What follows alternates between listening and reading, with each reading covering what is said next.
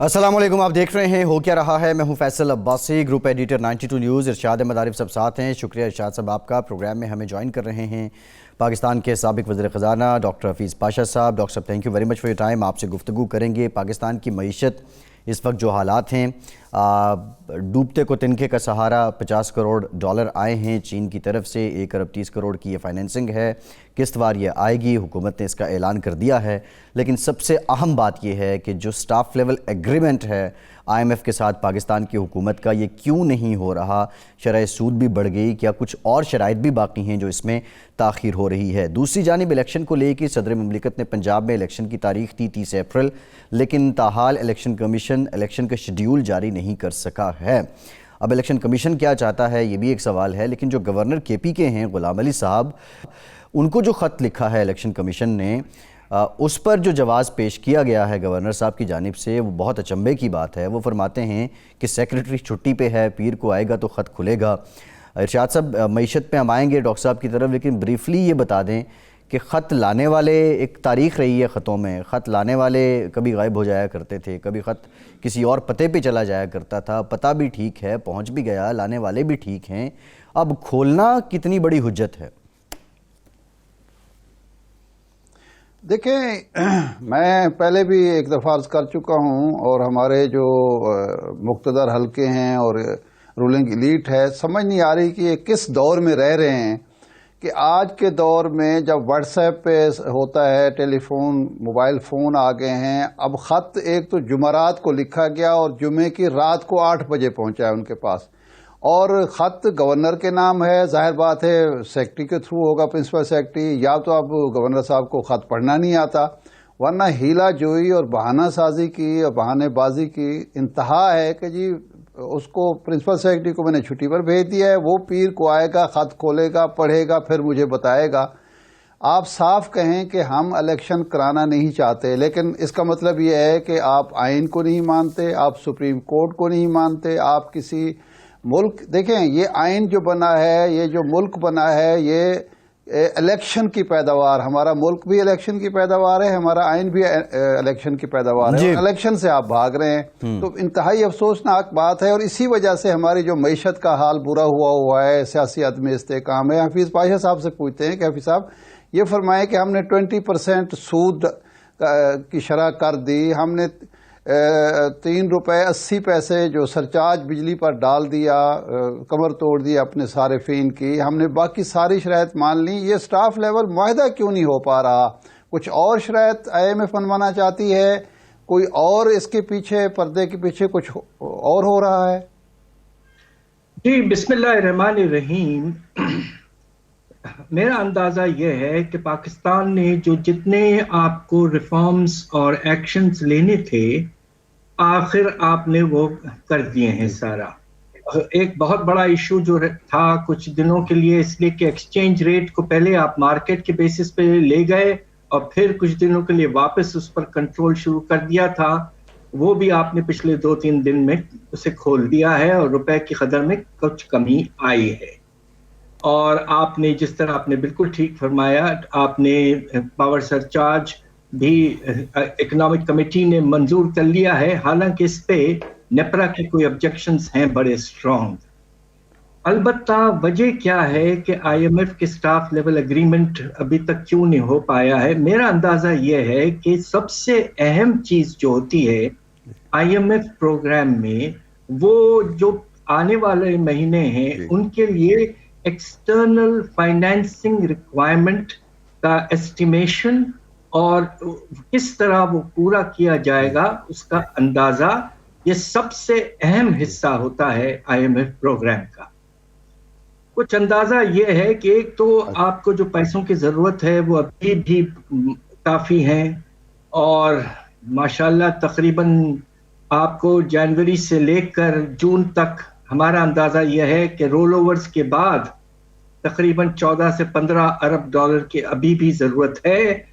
और IMF तो चाहता है कि रिजर्व्स में भी कुछ इजाफा हो, तो जो एक्सटर्नल फाइनेंसिंग आपकी रिक्वायरमेंट्स हैं वो आपको अभी कमिटमेंट्स पूरे नहीं मिले हैं, खास तौर पे बायलैटरल्स और कमर्शियल बैंकों से। इसलिए अभी तक वो फाइनेंसिंग पैकेज पूरा नहीं कर पाए हैं और इस वजह से डिले हो रहा है और इससे कोर्स परेशानी में इजाफा होता रहा है। जी डॉक्टर साहब ये बताएं कि ये जो इंटरनल फाइनेंसिंग है ये नोट छापने पड़ेंगे या किस तरीके से इसको पूरा करेंगे? ये आपका बहुत मुनासिब सवाल है। देखिए, हो ये रहा है कि मुझे अफसोस से कहना पड़ता है कि साल के आगाज में आपने अपने बजट के खसारे का टारगेट रखा था 4000 अरब के लगभग।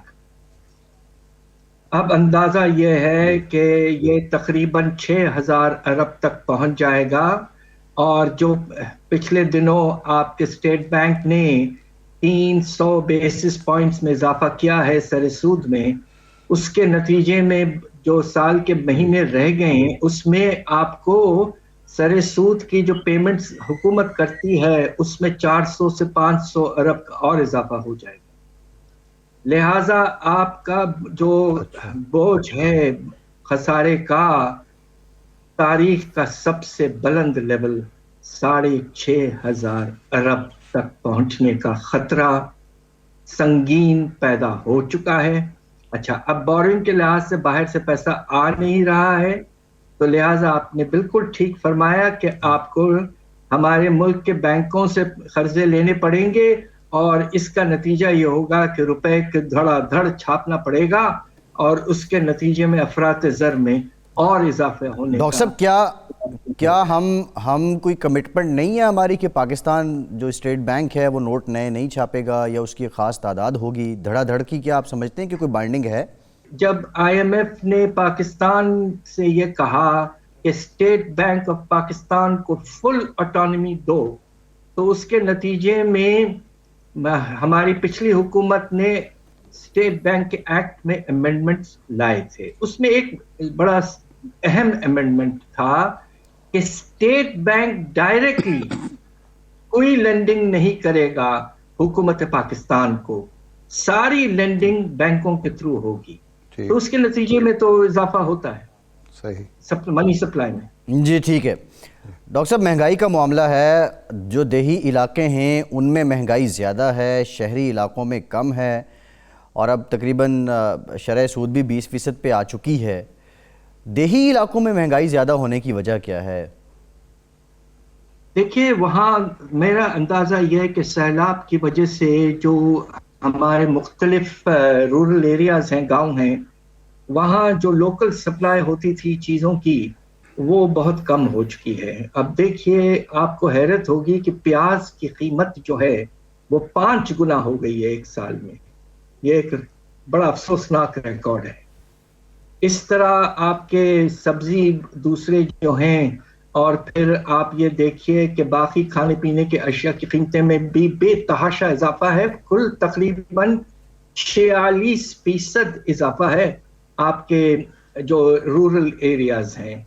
वहाँ एक और वजह भी हो सकती है कि सैलाब की वजह से आपके रोड नेटवर्क, ब्रिजेस वगैरह अफेक्ट हुए हैं, वो अभी तक पूरी तरह से वापस नहीं ला पाए हैं आप, तो उसके नतीजे में सप्लाईज में और दिक्कत पैदा हो रही है। और यकीनन जो एक बहुत बड़ा हिस्सा है सिंध, बलूचिस्तान, पंजाब का जो वेस्टर्न साइड है, वहाँ बहुत ज़्यादा शॉर्टेजेस का प्रॉब्लम नजर आ रहा है। डॉक्टर साहब, ये जो इसहाक डार साहब इस्लाहात कर रहे हैं IMF की शराइत के तहत, उसमें आप समझते हैं कि इन इस्लाहात के नतीजे में जो हमारे उमरा हैं, हमारी अशराफिया है, हमारा मालदार तबका है, उस पर बड़ा ज़्यादा इम्पैक्ट आएगा या आम आदमी पर, गरीब आदमी पर, मुतवस्सित तबके पर ज़्यादा इम्पैक्ट आएगा? और क्या आप समझते हैं कि ऐसे इक़दाम किए जा रहे हैं कि अमीर से लिया जाए और गरीब को दिया जाए? यहाँ तो महसूस हो रहा है कि अभी भी गरीब से ही लिया जाएगा और अमीर को दिया जाएगा। देखिए, आपने फिर से एक बहुत मुनासिब बात की। हमें इस बात का बेइंतहा अफसोस है कि जो मुख्तलिफ मेजर्स, या आप देखें कि जो मिनी बजट लेकर आए जिसमें 170 अरब एडिशनल रेवेन्यूज کا ٹارگٹ ہے اس میں تقریباً سارا حصہ جو ہے وہ انڈائریکٹ ٹیکسز میں. اب آپ یہ دیکھیے کہ سیلز ٹیکس کا آپ نے ریٹ جو ہے 17 سے 18% کر دیا ہے. اب آپ یہ دیکھیے کہ سیلز ٹیکس کا ایک بہت بڑا حصہ تقریباً 900 ارب سالانہ آپ کھانے پینے کی اشیاء پہ ٹیکس لگا کے حاصل کرتے ہیں، جس میں چینی ہے، جس میں گھی ہے، جس میں ایریٹوڈ واٹرز ہیں، اسپائسز ہیں، وغیرہ وغیرہ. یہ عام لوگوں کے کنزمپشن کے آئٹم ہیں.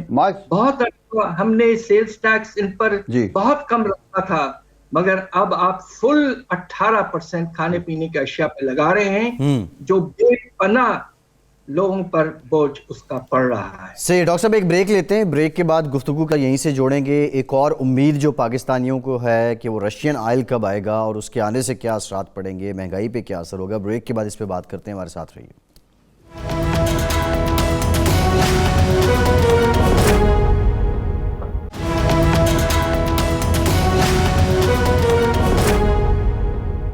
بریک کے بعد ایک بار پھر سے آپ کا خیر مقدم کرتے ہیں.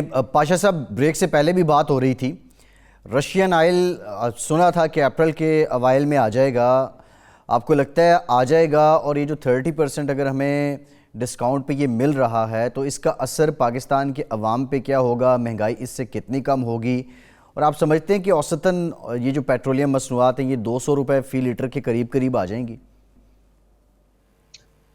دیکھیے، اس میں ایک جو سوال ہے جو واضح طور پر ابھی تک اس کا جواب نہیں ملا ہے، اور وہ یہ کہ سعودی عربیہ سے جو آپ کے تعلقات ہیں، اور سعودی عربیہ نے آپ کو ایک آئل ڈیفرڈ فیسلٹی دی ہوئی ہے، لون کے شیپ میں 1 سال کی فنڈنگ وہ کرتے ہیں، اور تقریباً وہ پہنچ کر اندازاً یہ ہے کہ $2 ارب تک جا سکتا ہے.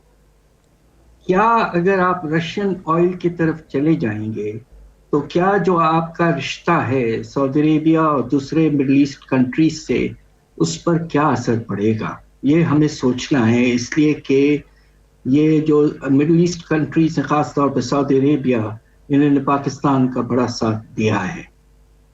البتہ اگر اگریمنٹ ہو جاتی ہے اور ہم کچھ حصہ امپورٹ وہاں سے کر سکتے ہیں رشیا سے، تو یقیناً اس کا فائدہ ضرور ہوگا.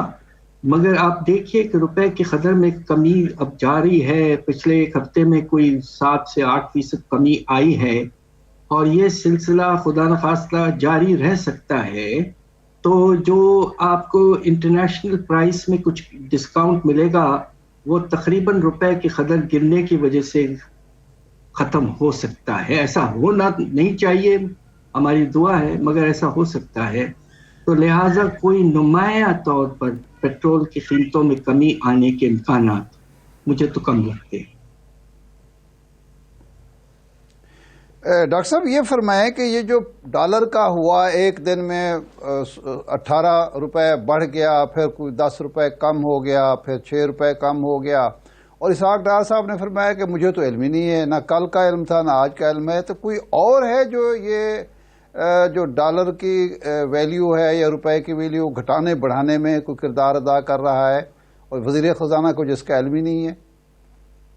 دیکھیے، ہمارے جو وزیر خزانہ ہے وہ دراصل جو ہم نے اسٹیٹ بینک ایکٹ میں تبدیلی لائی تھی IMF کے پریشر کی وجہ سے، پچھلے حکومت نے، آپ کو یاد ہوگا، تقریباً 1 سال پہلے کیا تھا. اس میں یہ تھا کہ جو ایکسچینج ریٹ پالیسی ہے اور انٹرسٹ ریٹ پالیسی جو ہے وہ ایکسکلوزیولی آپ کے اسٹیٹ بینک کے ڈومین میں رہے گا. اور ایک زمانے میں خاص طور پہ جب میں حکومت میں تھا، ہم نے اس وقت ایک monetary fiscal and monetary policies coordination board بنایا تھا، اس کو ختم کر دیا گیا. تو on paper at least state bank is autonomous and exchange rate policy وہ سیٹ کرتے ہیں، بٹ ریالٹی میرے خیال سے یہ ہے کہ ابھی بھی فائنانس منسٹری کا واضح رول موجود ہے. جی اچھا ڈاکٹر صاحب، واضح اگر رول موجود ہے تو پھر وزیر خزانہ کیوں کہہ رہے ہیں کہ جناب مجھے تو علم ہی نہیں ہے کہ کیسے بڑھ گیا اور کیسے کم ہو، اگر بڑھا اچانک کیوں بڑھا ہے؟ یہ 18 روپے کا ایک دن میں جمپ جو ہے، اس کی آپ وجہ کیا سمجھتے ہیں؟ وجہ یہ ہے کہ آپ کو پریشانی ہونے لگی تھی کہ آپ نے پھر سے ایک ایسی پالیسی واپس لے آئے تھے جس کے تحت آپ روپے کی قدر کو کنٹرول کر رہے تھے، اور آئی ایم ایف کے ساتھ آپ کی انڈرسٹینڈنگ ہوئی تھی کہ مارکیٹ ڈٹرمنڈ ایکسچینج ریٹ ہوگا. کچھ 2-3 ہفتے آپ نے وہ پالیسی چلائی اور پھر واپس پرانی پالیسی پہ جانے کی کوشش کی.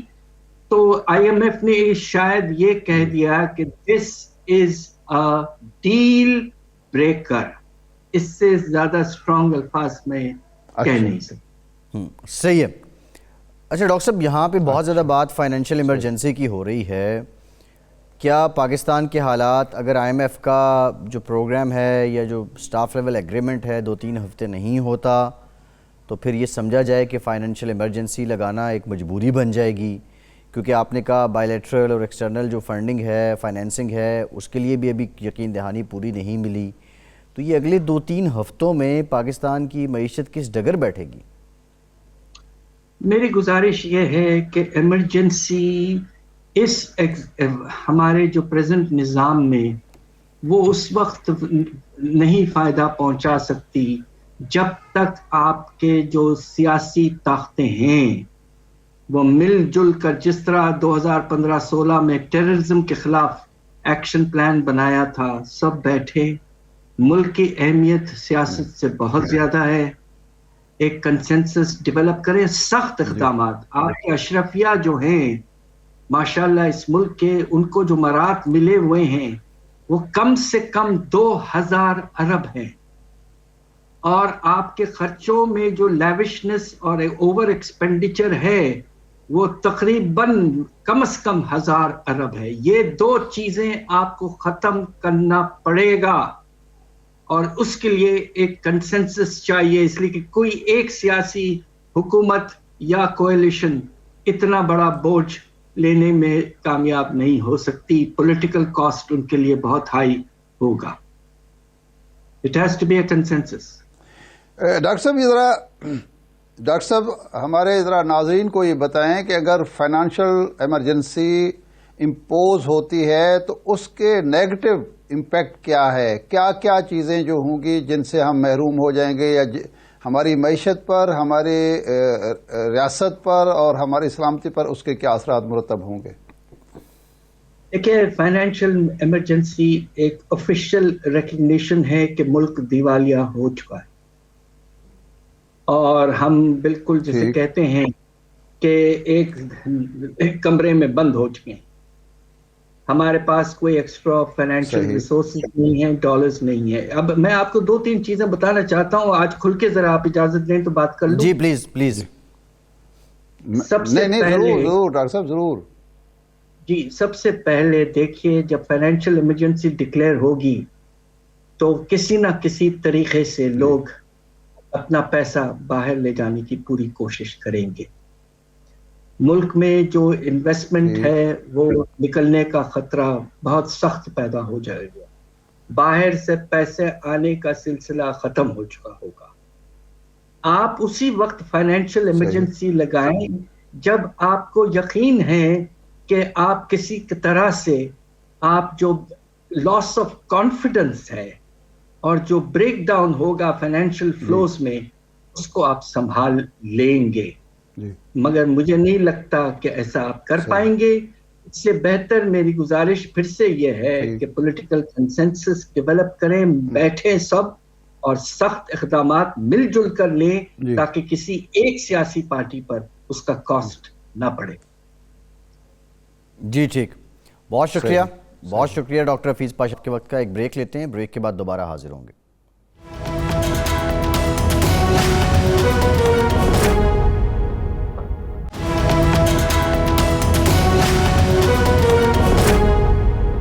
بریک کے بعد ایک بار پھر سے آپ کو خوش آمدید کہیں گے. ارشاد صاحب، اب یہ معاملات تو ایسے ہیں جس طرح حفیظ پاشا صاحب نے بتایا کہ فائنینشیل ایمرجنسی اگر لگ جاتی ہے تو پھر تو سارا جو پٹھا ہے وہ بیٹھ ہی جائے گا. بہت خطرناک ہیں یہ معاملات.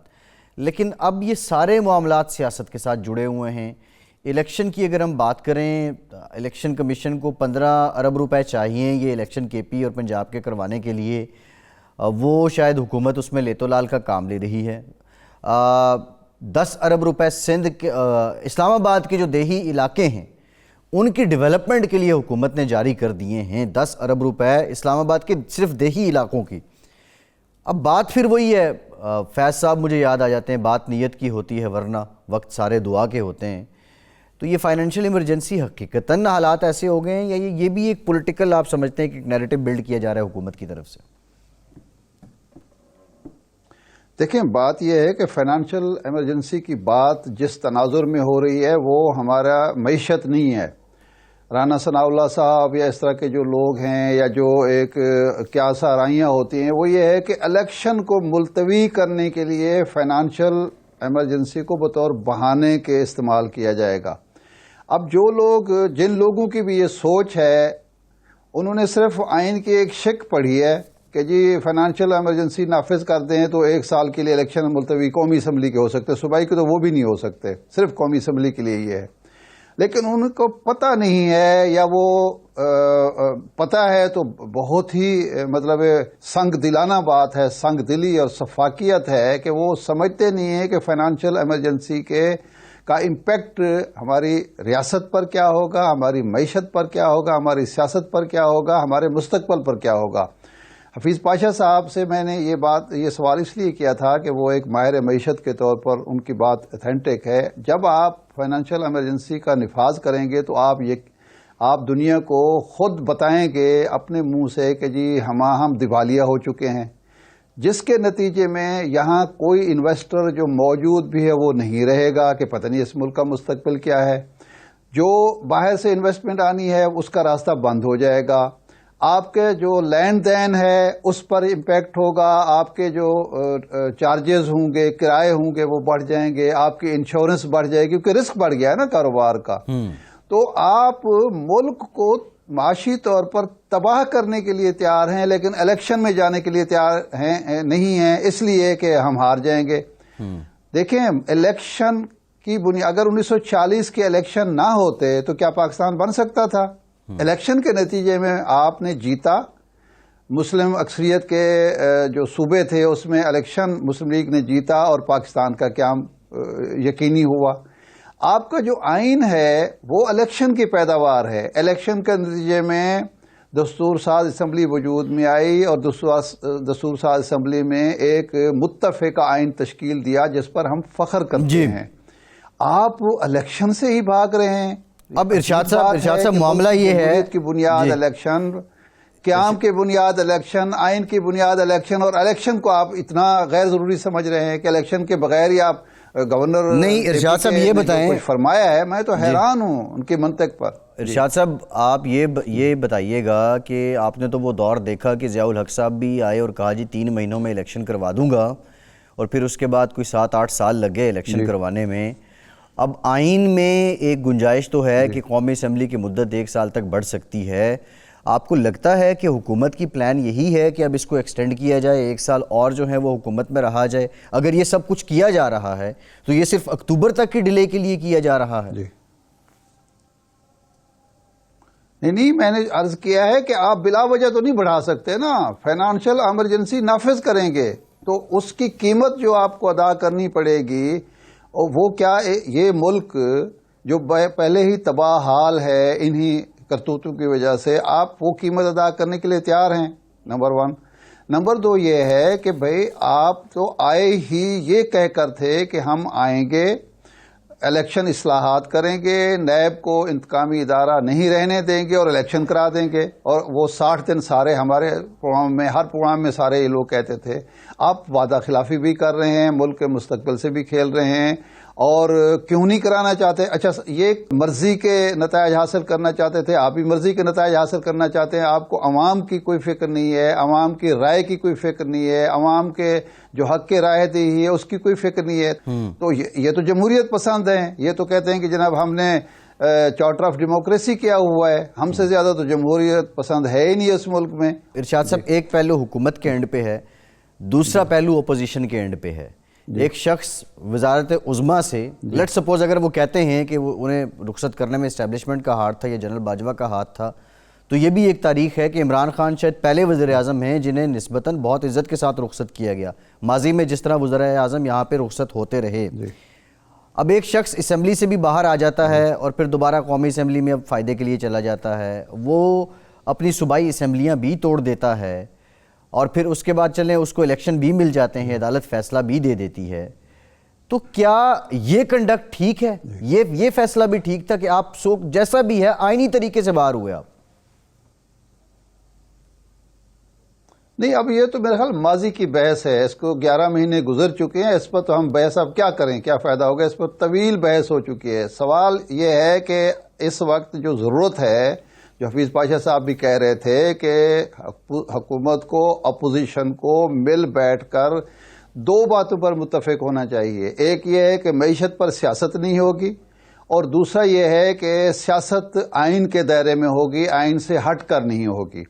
کوئی سیاسی جماعت جو ہے آئین سے ہٹ کر کوئی کام نہیں کرے گی، اور آئین کو کمزور نہیں کیا جائے گا، کیونکہ آئین کی کمزوری کا مطلب ہے کہ آپ ریاست کو کمزور کر رہے ہیں۔ آئین سے کھیلنے کا مطلب ہے آپ ریاست کے مستقبل سے، ریاست کی سلامتی سے، ریاست کی استحکام سے کھیل رہے ہیں۔ تو یہ دو چیزوں پر اتفاق رہے، ان کو کر لینا چاہیے اور عمران خان کو بیٹھنا چاہیے میز پر۔ اچھا ارشاد صاحب، اب پھر سوال آئین جو ہے وہ انورٹڈ کوماز میں ہے۔ الیکشن اگر 30 اپریل کو ہو جائیں یا 7 مئی کو ہو جائیں، 90 دن سے وہ مدت آگے نکل جاتی ہے۔ اب یہاں پہ تو پھر مصلحت آ گئی، آئین تو پھر پیچھے رہ گیا۔ نہیں تو پھر بہتر یہی ہے کہ ہم سب مطالبہ کریں کہ جن لوگوں نے وائلیٹ کیا آئین کو، ان پر آرٹیکل 6 لگایا جائے۔ اس کا تو حل یہی ہے نا۔ وائلیشن جو ہوئی ہے وہ ایک طرف سے ہوئی ہے، دو طرف سے نہیں ہوئی۔ تو جن لوگوں نے، یا مثلا الیکشن کمیشن نے اگر وائلیشن کی ہے، گورنرز نے اگر کی ہے، وفاقی حکومت نے کی ہے، جس نے بھی کی ہے، ایک تو یہ ہے کہ ہم اس کو نظر انداز کریں کہ اچھا جی الیکشن ہو جائیں۔ دوسرا یہ ہے کہ پھر ہم مطالبہ کریں کہ جن لوگوں نے جان بوجھ کر آئین کو وائلیٹ کیا ہے، آئین کی مٹی پلید کی ہے، ان کو سزا ملنی چاہیے، اور یہ بنتا تو یہی ہے۔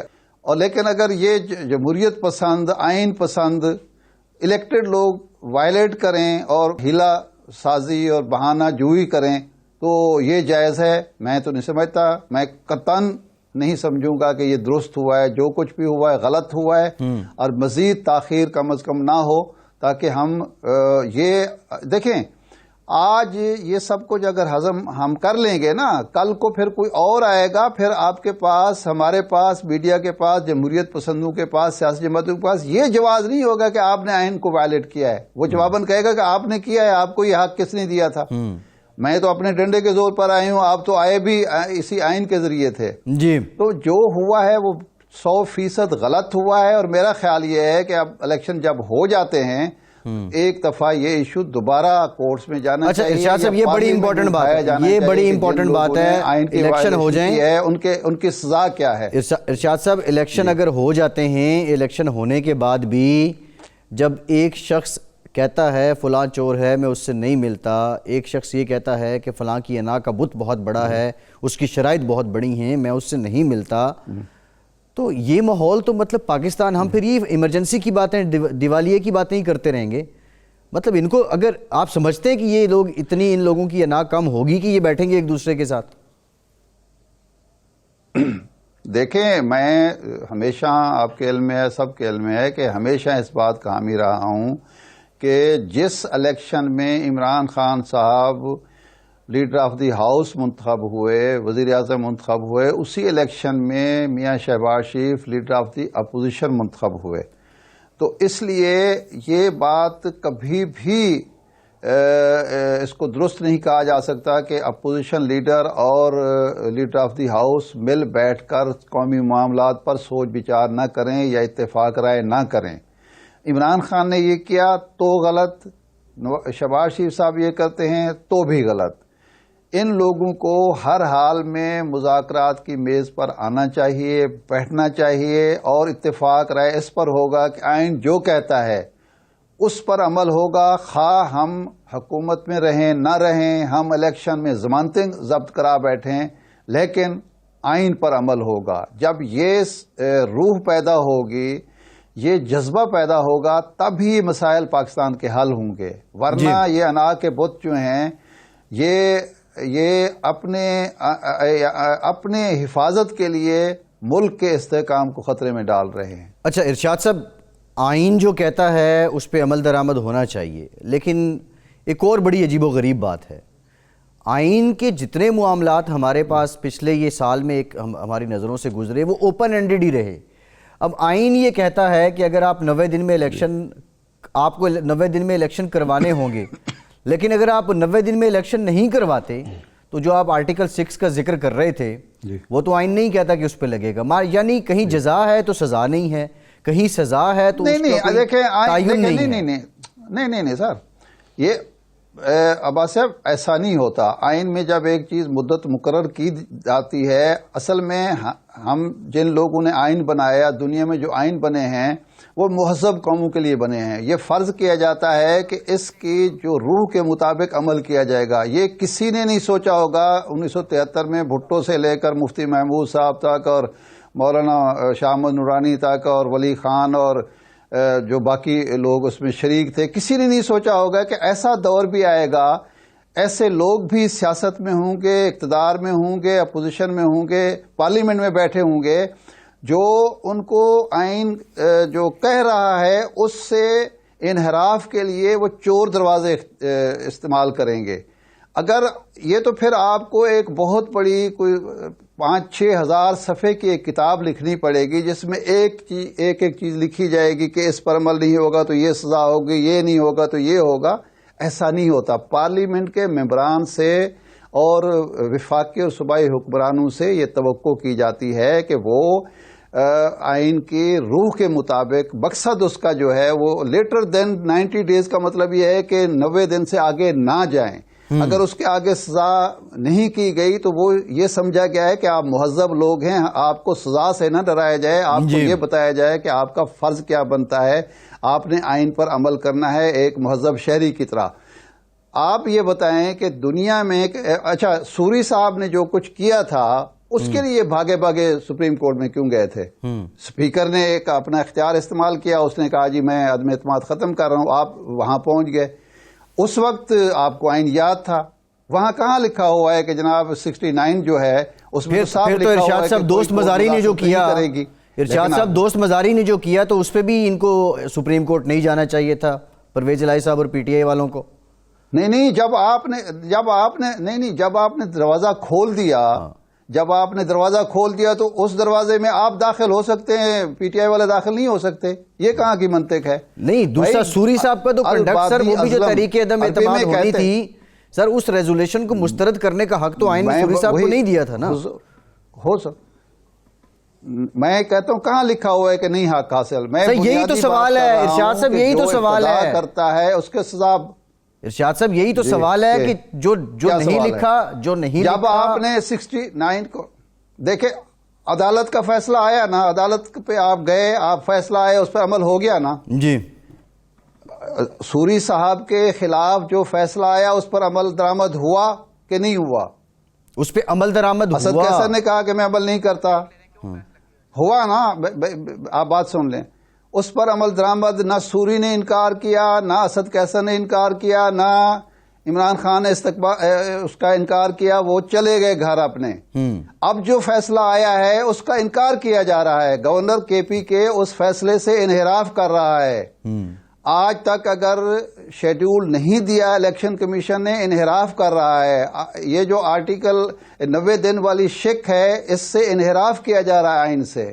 انہوں نے انحراف نہیں کیا، عدالتی فیصلے کو مان لیا، آئین کی جو تشریح عدالت نے کی اس کو مان لیا گیا، اور اچھا ہوا، بہت اچھا ہوا. میں تو یہ نہیں کہہ رہا کہ سوری نے ٹھیک کیا تھا. جب سپریم کورٹ کا فیصلہ آ گیا کہ قاسم سوری نے غلط کیا تھا تو اس کا مطلب ہے وہ غلط تھا. آج ارشاد صاحب میں جو آپ سے کہہ رہا ہوں فیصلہ ہے کہ ارشاد صاحب ایک بریک لینا ہے، ارشاد صاحب ایک بنا ہے، لیکن اب مسئلہ یہ ہے کہ گورنر صاحب جو ہیں ان کو آئین کے تحت امیونٹی حاصل ہے اور وہ کر اپنی منمانی رہے ہیں. اب اس مسئلے کا حل کیا؟ بریک کے بعد اس پہ بات کرتے ہیں.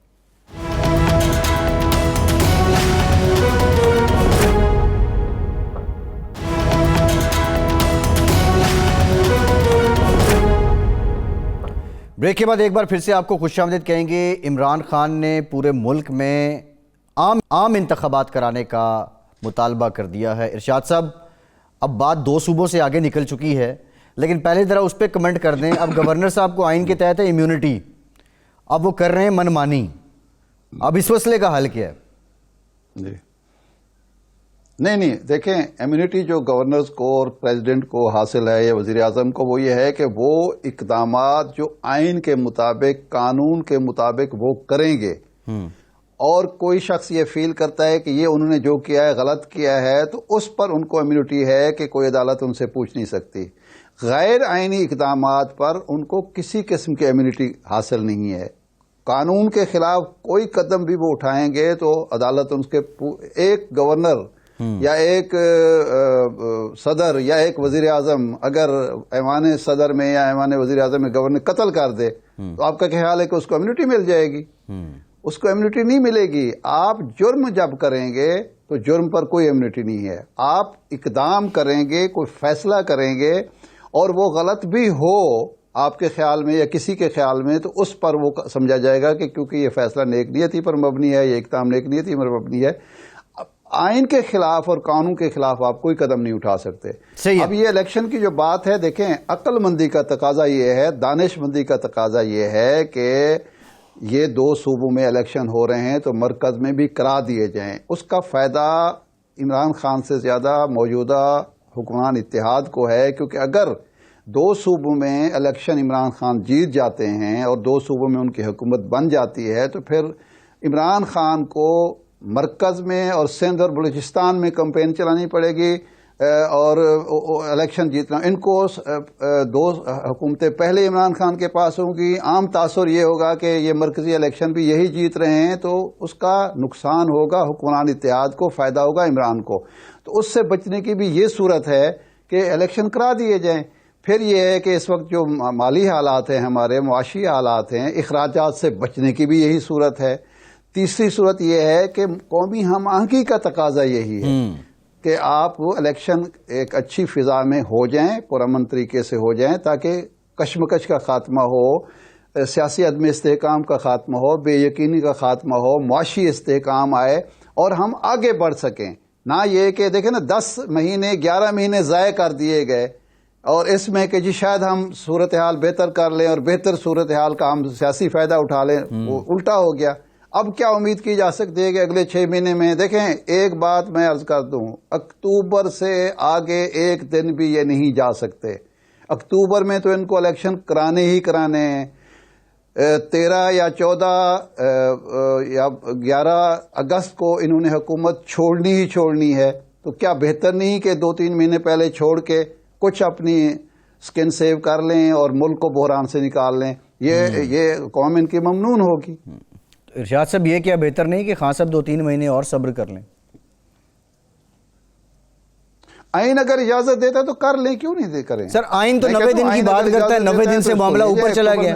سر آئین 90 دن کی بات کرتا ہے، معاملہ 90 دن سے اوپر چلا گیا۔ اس کا جواب میں 90 دن سے اوپر جو لوگ لے کے گئے ہیں وہ قومی مجرم ہیں، ان کو سزا ملنی چاہیے۔ یعنی ان کو سزا دے کے خان صاحب انتظار کر لیں، ویسے ان کو سزا ہو جائے اور اب کی بار انتظار کر لیں تو یہی پھر حل ہے؟ نہیں، میں یہ کہہ رہا ہوں کہ آئین کی وائلیشن میں ہماری بحث ہی یہاں سے شروع ہے۔ آئین کو کسی صورت وائلیٹ نہ کریں، یہ ملک کی سلامتی کے ساتھ کھیلنے کے مترادف ہے۔ آئین کو بازیچہ اطفال نہ بنائیں، یا مذاق نہیں ہے۔ بڑی مشکل سے یہ آئین جو ہے آج تک محفوظ ہے۔ اس کو کم از کم جمہوریت پرست لوگ جو ہیں یا جمہوریت پسند لوگ ہیں یا جو جمہوریت کے دعوے دار ہیں وہ کم از کم مذاق نہ بنائیں۔ آئین کوئی ایسی بات نہیں ہے کہ جو جس کی مرضی جس وقت عمل کر لے۔ آئین پر ہر صورت میں عمل ہونا چاہیے۔ ہم پہلے بہت نقصان اٹھا چکے ہیں آئین پر عمل نہ کرنے کا۔ جی ٹھیک ہے۔ خان صاحب کو صبر دیکھیں نا، 10 مہینے 11 مہینے صبر کر لیے، وہ مزید بھی صبر کر لیں گے، لیکن جو اسمبلیاں ٹوٹ چکی ان کو تو الیکشن کرائیں نا، ان کو تو آگے نہ لے جائیں۔ ان کی مصلحت کی خاطر، ان کے فائدے کی خاطر یا ان کی خواہش اور ضد کے آگے تو ہتھیار نہ ڈالے آئین۔ اچھا ارشاد صاحب، دو اسمبلیوں کے الیکشن سے دو اسمبلیوں کے الیکشن کے بعد عام انتخابات کا مطالبہ، اور ایسے میں وہی بات کہ معاملہ 90 دن سے آگے بھی جا چکا ہے۔ آپ کو لگتا ہے کہ کوئی کنسنسس بلڈ ہو رہا ہے، پس پردہ کوئی معاملہ چل رہا ہے عمران خان کا بٹوین حکومت یا کہیں اور ریلیونٹ کوارٹرز کے ساتھ؟ پہلی بات تو یہ ہے کہ الیکشن کا مطالبہ کرنا نہ جمہوریت کے خلاف ہے، نہ آئین کے خلاف ہے، نہ سیاسی اصولوں اور روایات کے خلاف ہے۔ 18 کے الیکشن کے فوری بعد 2018 کے الیکشن کے فوری بعد جناب مولانا فضل الرحمان صاحب، شہباز شریف صاحب، آصف زرداری صاحب، بلاول صاحب مسلسل مطالبہ کر رہے تھے کہ نئے الیکشن ہونے چاہیے، اور یہ پچھلے سال مارچ تک ان کا یہی مطالبہ تھا۔ اگر وہ آئینی تھا، وہ جمہوری تھا، وہ قانونی تھا، وہ سیاسی تھا، تو اب عمران خان کو بھی یہ حق حاصل ہے، اور یہ روایت انہوں نے خود ڈالی ہے۔ بلکہ وہ تو اس وقت کہتے تھے کہ عمران خان نے یہ روایت ڈالی تھی 2014 میں جب دھرنا دیا تھا۔ تو الیکشن کا مطالبہ کرنا اور چیز ہے، وہ کوئی غیر آئینی کام نہیں ہے۔ اصل میں مسئلہ یہ ہے کہ کیا الیکشن ہونا چاہیے یا نہیں ہونا چاہیے۔ سیاسی عدم استحکام کو ختم کرنے کا الیکشن کے علاوہ کوئی طریقہ کار مجھے نہیں سمجھ آتا، ممکن ہے آپ کو سمجھ آتا ہو۔ تو اس بحران سے ملک کو نکالنا ہے یا نہیں نکالنا؟ اگر نکالنا ہے تو اس طرف آ جائیں۔ آپ سمجھتے ہیں کہ نہیں نکل سکتا، ٹھیک ہے، آپ 2 صوبوں کے الیکشن کرائیں، جو نتائج ہیں وہ قبول کریں، لیکن الیکشن جب بھی ہوں، 2 صوبوں کے ہوں، 4 صوبوں کے ہوں، مرکز کے ہوں، شفاف ہونے چاہیے، ورنہ آپ یقین کریں کہ ایسا ایک ملک کے اندر سیاسی بحران شدت کے ساتھ آئے گا کہ اس کو ہم نہیں سنبھال سکتے۔ ہم ریاست جی ٹھیک ہے شاہ صاحب، پوزیشن میں نہیں ہے، پروگرام کا ٹائم ختم ہو گیا ہے، جس پوزیشن میں کبھی ہم ہوا۔ جی پروگرام کا ٹائم ختم ہو، شکریہ آپ کا، آج کے پروگرام سے اتنے ہی، اجازت دیجیے۔